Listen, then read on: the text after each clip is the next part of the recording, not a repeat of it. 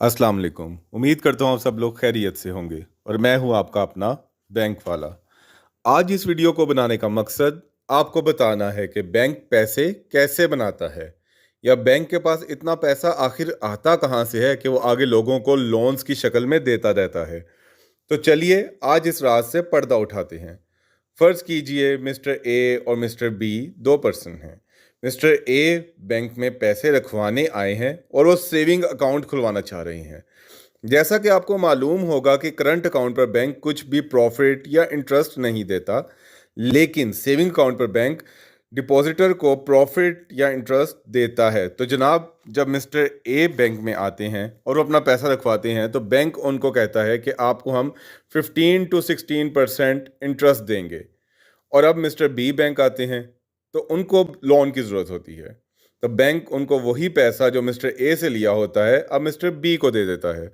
और mister B से जो रेट चार्ज करता है वो होता है 36 to 40%, means more than double rate charge करता है। तो इस तरह बैंक ने अपना प्रॉफिट भी कमाया और इसी में से मिस्टर ए को भी प्रॉफिट दिया। ये बैंक का पैसा कमाने का मेजर तरीका है। बाकी बैंक और भी बहुत वेन्यूज से पैसे कमाता है, जैसे ATM card fees, chequebook fees, SMS charger, इस तरह के छोटे छोटे बहुत से वेन्यूज होते हैं। लेकिन मेजर पैसा लेंडिंग से ही कमाया जाता है। फिर जहन में सवाल आता है कि अगर मिस्टर बी जिसने लोन लिया था वो पैसे ना दे सके या कुछ भी ऐसा बैंक करप्ट हो जाए तो फिर बैंक कहाँ से पैसे कमाएगा और कहाँ से देगा। तो आपको बताता चलूँ, अव्वल तो बैंक का कोई एक कस्टमर तो होता नहीं, जो पैसे ना दे सके तो बैंक बंद हो जाएगा। तो आपको बताता चलूँ, बैंक के हज़ारों कस्टमर होते हैं जिन्होंने बैंक से लैंडिंग ली होती है, means ready line, credit cards, LCs और बहुत से हाई रेट पर लोन्स लिए होते हैं।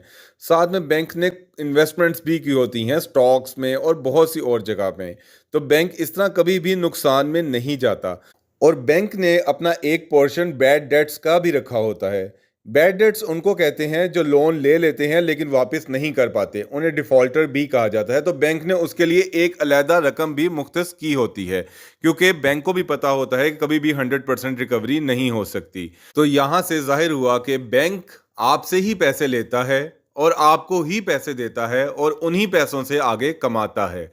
और बैंक के मनपसंद कस्टमर्स वो होते हैं जिन्होंने करंट अकाउंट ओपन करवाए होते हैं, मींस बैंक को उनको कुछ भी नहीं देना पड़ता और वो आगे उन्हीं पैसों को लैंड करके 40 to 36%, 42% इस तरह कमाता है।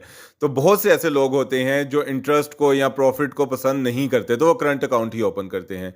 मींस अगर आप बैंक आपको कुछ देता भी है सेविंग की शक्ल में तो वो भी बैंक का प्रॉफिट है, और अगर आप करंट अकाउंट ओपन करवाते हैं तो फिर तो बैंक को बहुत ही ज़्यादा प्रॉफिट होता है। इसलिए बैंक तरजीह भी यही देता है कि आप करंट अकाउंट ही ओपन करें। तो ये कुछ वेन्यूज़ थे जिससे बैंक प्रॉफिट कमाता है, अपने एम्प्लॉयज़ को सैलरीज भी देता है और इसी तरह ही आगे फलता फूलता रहता है। तो उम्मीद करता हूँ इस वीडियो से आपको काफ़ी फ़ायदा हुआ होगा। अगर आपको ये वीडियो पसंद आई हो तो वीडियो को लाइक और चैनल को सब्सक्राइब लाजमी कीजिएगा। अपना बहुत ख्याल रखिएगा। अल्लाह हाफिज़।